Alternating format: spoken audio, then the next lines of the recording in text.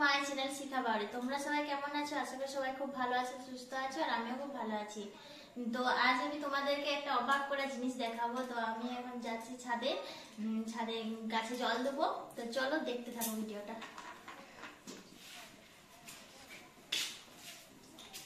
চলো এসো।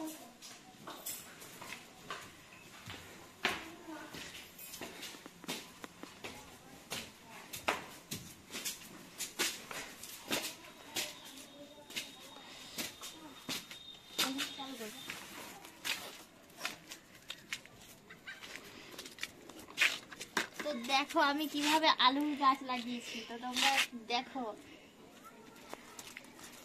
দেখো কত বড় বড় গাছগুলো হয়েছে। এই গাছগুলো প্রায় 2-3 দিন ছাড়া ছাড়া আমাকে জল দিতে হয়।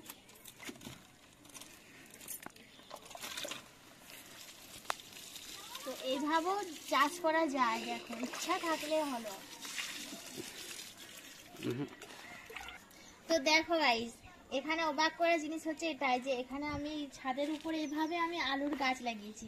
আলু হোক বা না হোক তাতে কোনো যায় আসে না, কিন্তু আমি গাছগুলো লাগিয়েছি, এত সুন্দর গাছ হয়েছে, এটা আমার কাছে অনেক বড় ব্যাপার।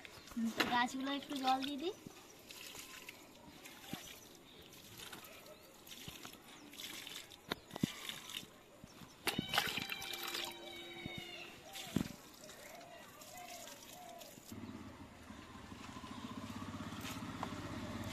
তো দেখো গাইস, মাত্র 15 দিনে এত বড় বড় হয়েছে গাছগুলো।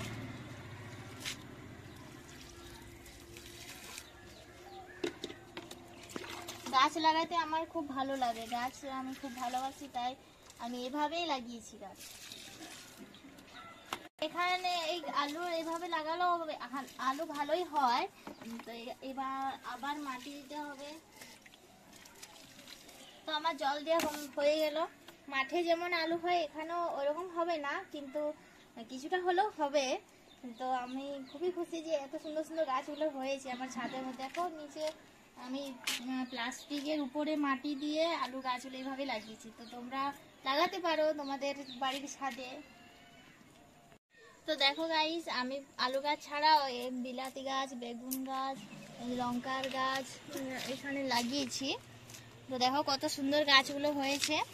তো খুবই সুন্দর হয়েছে। আর আগের বছরও লাগিয়েছিলাম, তো অনেক ফল ধরেছিল।